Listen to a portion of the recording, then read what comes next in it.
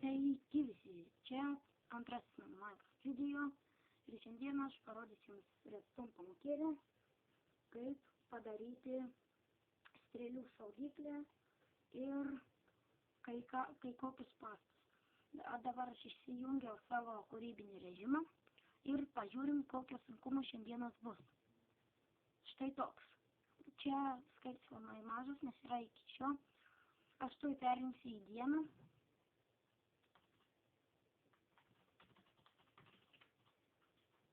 Dabar geriau.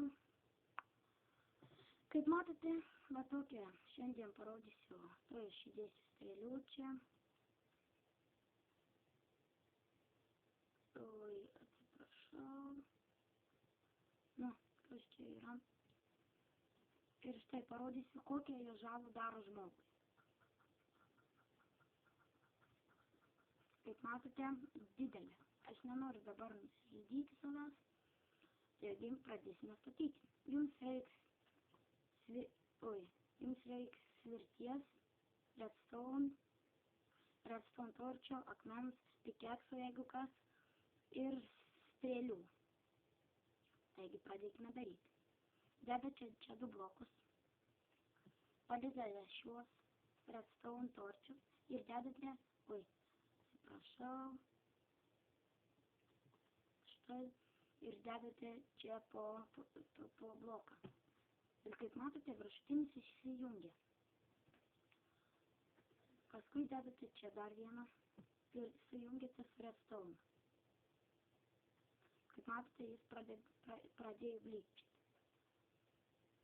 Pasiimame redstone ir kaip matau, man trūksta pagrindinės dalies.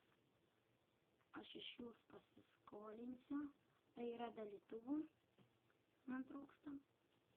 Ir dedate jūs taip. Viskas. Čia nieko sunkaus. Ir dedate šį čia, o šį čia. Dabar pažiūrime, kaip veikia. Nuostabiai. Alleluja, alleluja.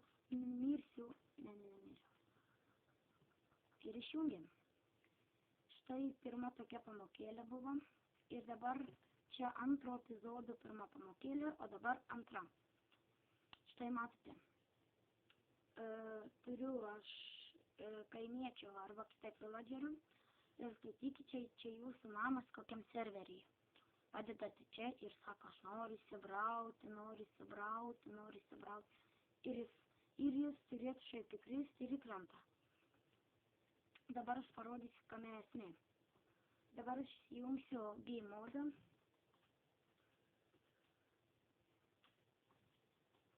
Štai, mums reiks TNT, medinio arba šio slėgio plokštės, aš tai imsiu šitą.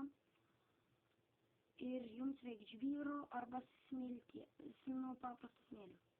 Dedate čia TNT, čia šitą ir šitą.